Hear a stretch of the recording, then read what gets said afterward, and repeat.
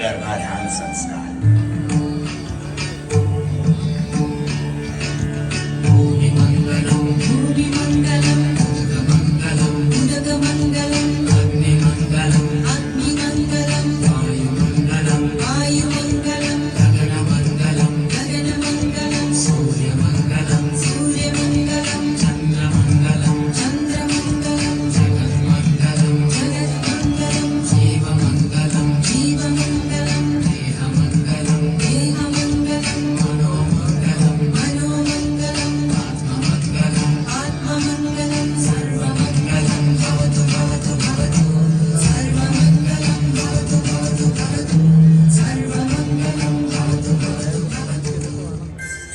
दूसरा संस्कार क्या हुआ?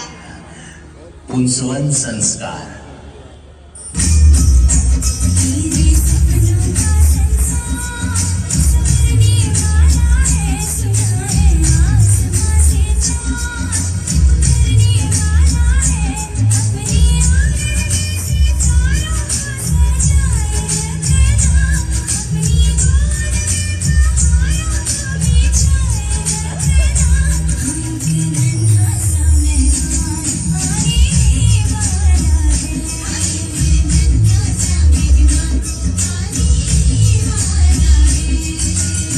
तीसरा संस्कार होता है, इसे सीमंत संस्कार कहते हैं।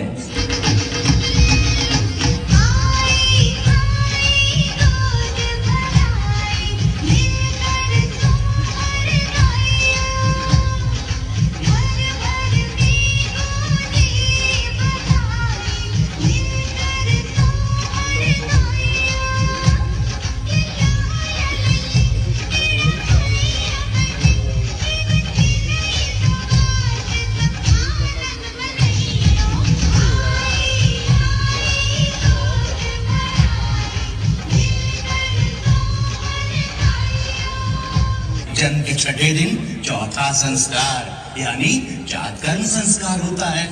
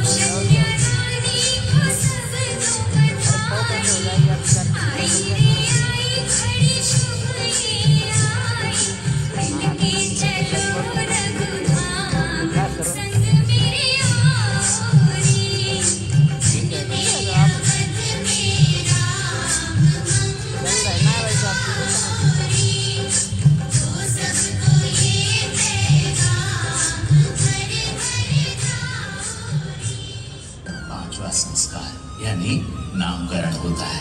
तो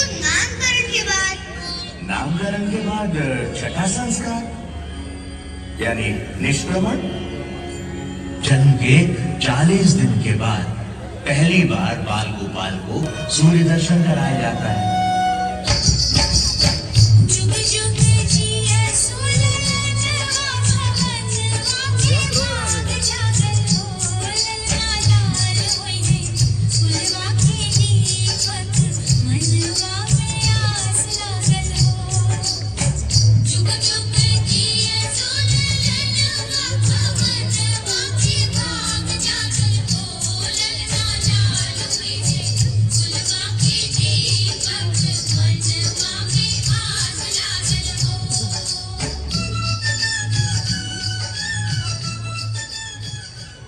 सातवां संस्कार अन्नप्राशन।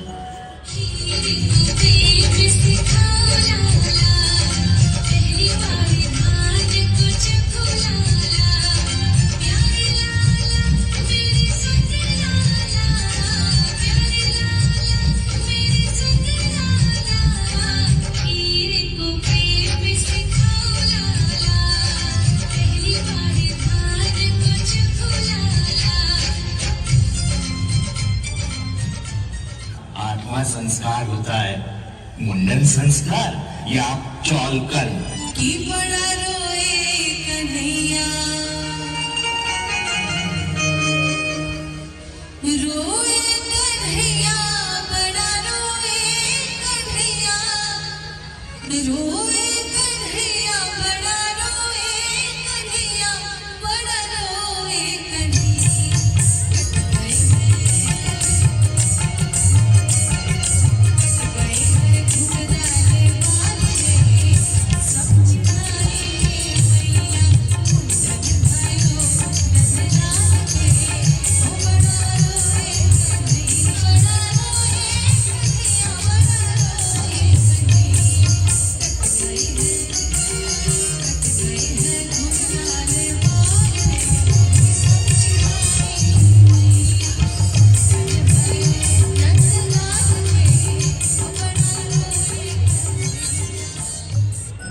नौवां संस्कार होता है कर्णवेद।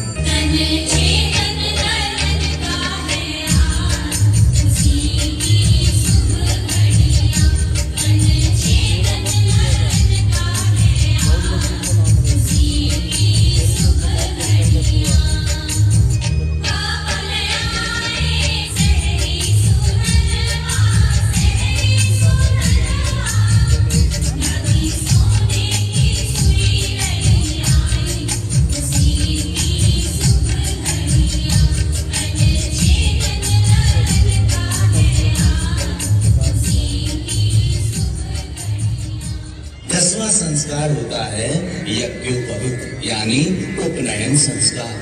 के मन जोगी इच्छा, राजकुमार अब पाए शिक्षा, पूर्व वशिष्ठ से किया निवेदन, बच्चों को दी विधिवत शिक्षण।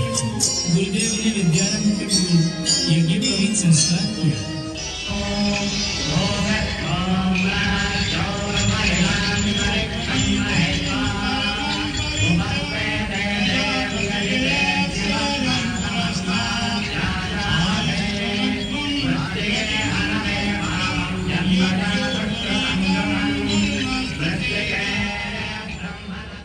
विद्यारंभ जो 11वां संस्कार है।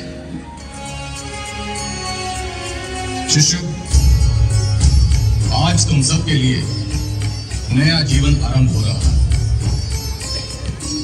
विद्या प्राप्ति से बढ़कर जीवन में अन्य किसी वस्तु का अधिक महत्व नहीं होगा। विद्या प्राप्ति के प्रथम दिन से अधिक महत्व जीवन के अन्य दिनों का नहीं होगा।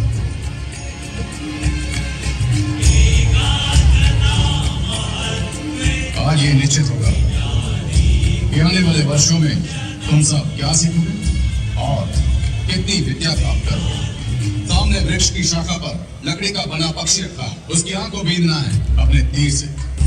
युधिष्ठिर, तुम सबसे ज्येष्ठ, इसलिए सामने आओ, लक्ष्य साधो। क्या दिखाई दे रहा है तुम्हें? वृक्ष दिखाई दे रहा है गुरुदेव।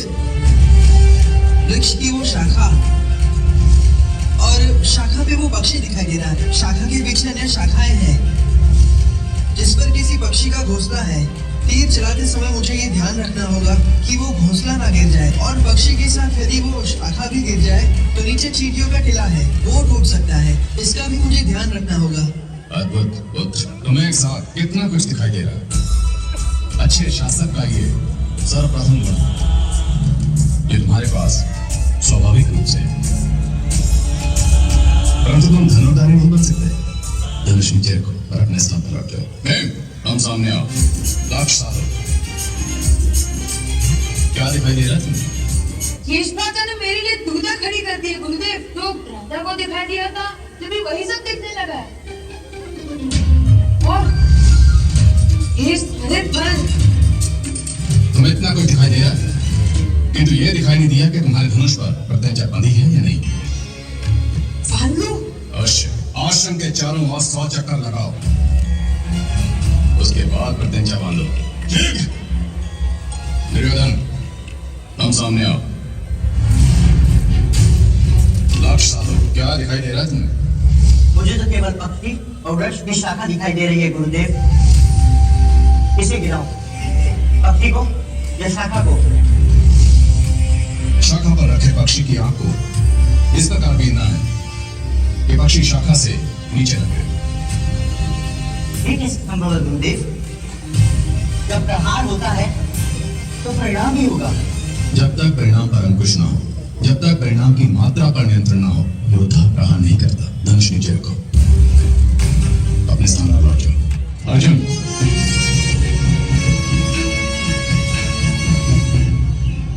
लक्ष्य साधो। क्या दिखाई दे रहा तुम्हें? केवल पक्षी की आंख दिखाई दे रही है गुरुदेव।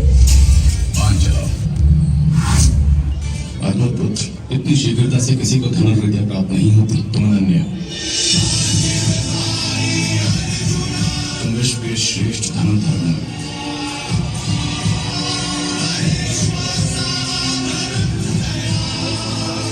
मैं तुम्हें विश्व का श्रेष्ठ धनुर्धर बनाऊंगा।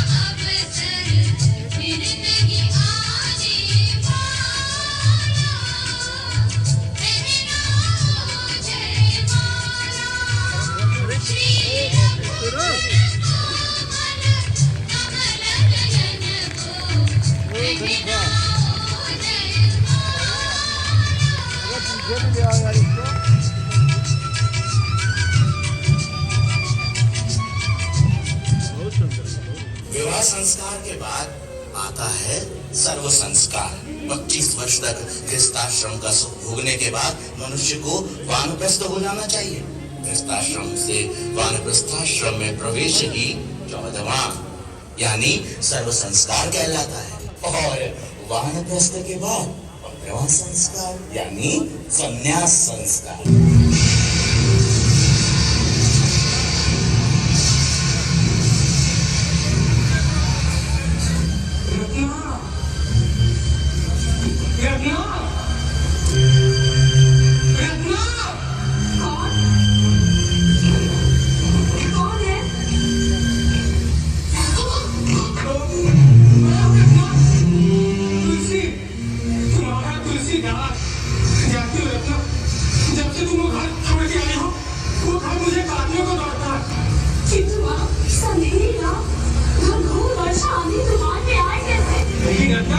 इसी तरह मैं नदी किनारे तो पहुंच गया, लेकिन जानती हो तो मैंने केवट से कहा कि भाई केवट मुझे नदी उस पार करा दो।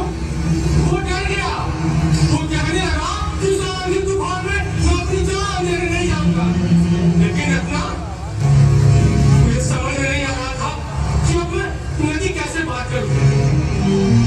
तभी मैंने देखा कि नदी में एक लकड़ी का लखा चला।